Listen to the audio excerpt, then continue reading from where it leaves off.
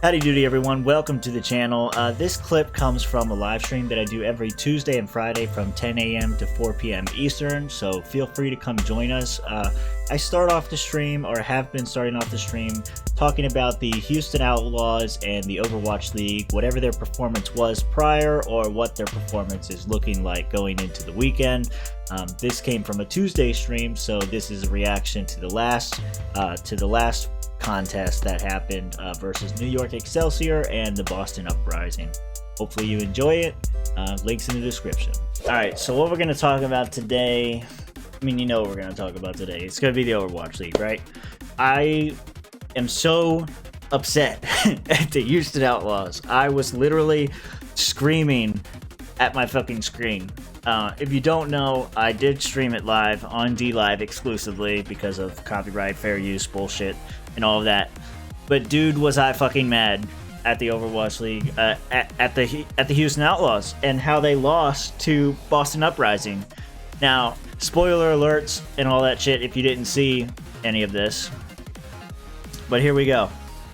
They lost 3-2 to the Houston Outlaws, and this isn't even right, because they lost a game, they drawed a game, they lost a game, they drawed a game, and then they won 2 games, and then they lost a game. And why did that happen? What was the thinking there? What was the problem? You know, when something works and something's going well, you know what the best thing to do is to ensure that it keeps on working? Is you change everything. You don't even have to change everything. Just change anything. And then that thing that was working will suddenly just continue to work, right? Wrong, Houston Outlaws. Wrong. When things aren't working, you do something different. When things are working, you do the same and do it better. That's not what they did. That's not what they did. And this match right here is the one that pissed me off against the Boston Uprising. When they played against New York, I knew they were going to get beat. I said so in my prediction video from last week that they were going to lose to New York. New York's a great team. But Boston, you should have beat Boston, and you didn't. And, you know, he talks about it in this interview a little bit about, this is the assistant coach for the Houston Outlaws and all of that. You can find it on Sideshow's channel.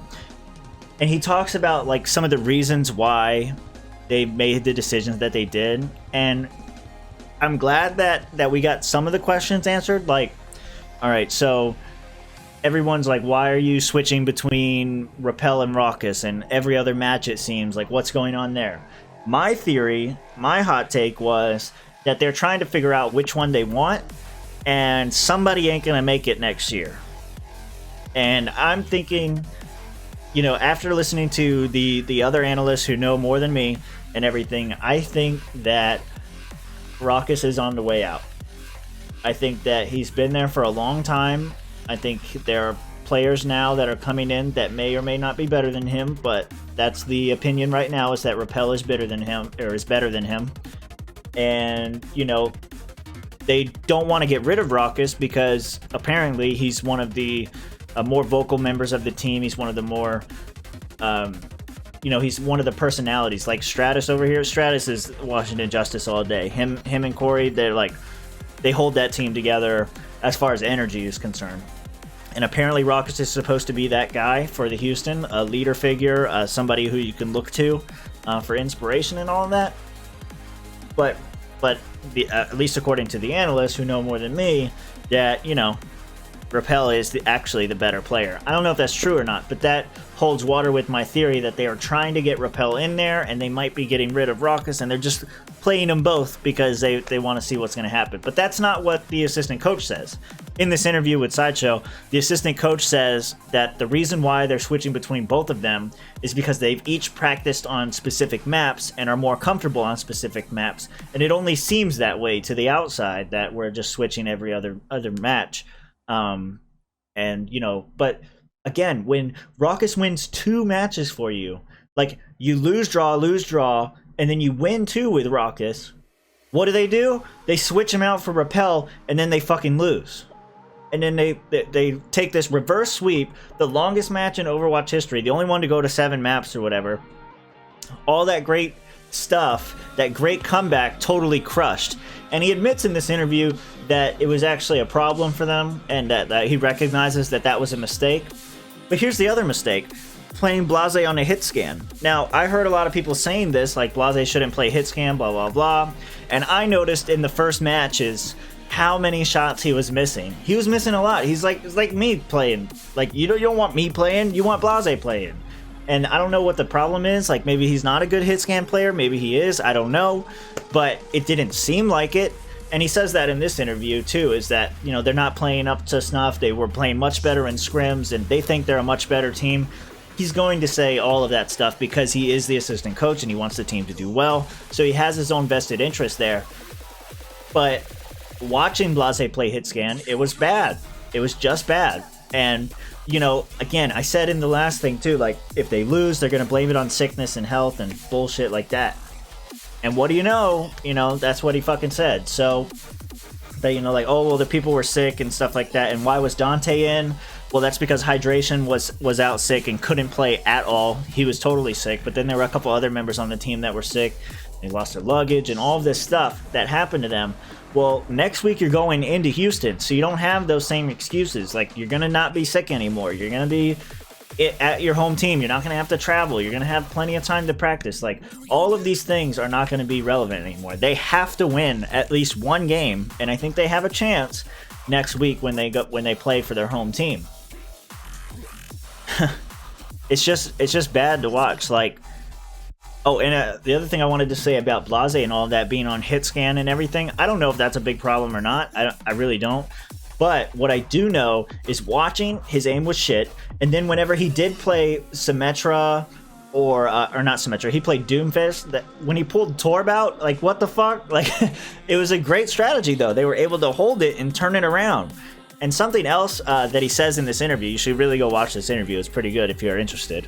What he says in this interview is that the whole mentality of the team shifted, and when they started trash talking the other team on comms, and when they started like having a good time and really getting into it, then they started to play better. And that's why you saw things like Torb and the weird Symmetra strats and all that stuff that worked out really well, was because they were having fun. And that's what I fucking said the first time when they played Washington Justice. I was like, look at Stratus and Corey. Look how much fun they're having. Look how much not fun the Houston Outlaws are having. And what do you know? You have fun, you fucking win. What? I'm not a fucking expert, but I know what I'm talking about in this respect. So, yeah, it was just frustrating as fuck to watch the whole thing. Because watching that match go on and on and on, first, my wife was pissed because I was just trying to watch this one game and it goes on for 2.5 hours. That was fun. And then, you know, I didn't even watch the New York Excelsior game until like Monday. And I knew they were going to lose. But what it did show is just how weak Blase is on hit scan. Because you really needed that hit scan player to take care of that Mercy Farah in the first map of Ilios. And they fucking couldn't. There was nothing that they could do. And they just got beat the fuck up. Now, I knew they were going to lose. I thought maybe they'd win a little bit. They did have some moments where they were able to hold or pull off some plays. But was that them doing really well, or was that New York making mistakes that Houston happened to be able to take advantage of? I don't know. They should have won Boston. That's what I do know. And they lost. Now, like he says in the interview, you know, if you're going to lose, that's the way to lose. But, you know, you shouldn't have lost to begin with. And so now we look at what's going to happen next week, and you know, it's not looking good. Like, they're going up against London and they're going up against Toronto, and you know, it's going to be rough. It's going to be rough. Also, this is here to remind you that I'm going to the Florida Mayhem homestand. Kind of bragging a little bit, kind of not, but you know, we'll see how it ends up going. Houston isn't going to be there, but there's going to be some other good teams there, so looking forward to that. I'm not going to give any predictions for this one yet. I do have some predictions on mind, but we like to drop those on Fridays, so check back on the channel for those. But now, you know, poor Houston, 0-4. They won 2 maps, and it was against fucking Boston. They should have won the whole fucking thing. They draw 2 maps, also against Boston. They should have won this whole fucking thing, and instead now they're 2-12-2 or whatever, 0-4. I mean, And look, like Boston is up here now, you know, as a top 10 team. I don't think that's true, but that's where they're at now. That's where, you know, that could be Houston. And there's also some weird shit going on with all these other teams not being able to play because of the coronavirus and all that crap. Like, they don't want to get anybody sick, so they're not doing any matches. Kind of weird. Interested to see how that's going to turn out. But that's about it for this little YouTube clip. Now we're going to get into the live streaming. Hopefully Darwin Project is ready. Join us every Tuesday and Friday, 10 a.m. to 4 p.m. Eastern. And I'll see you there. Alright everyone, thanks again for listening to me ramble about the Overwatch League and Houston Outlaws and all that stuff at the beginning of the streams. It's something I like a lot. I like watching.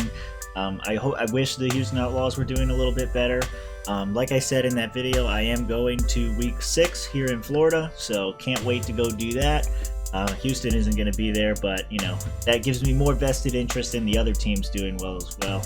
I really hope they pull it through and get at least one win at their homestand this weekend, but we'll see how it goes. We'll have the predictions later on. I mean, you can kind of already guess what they are.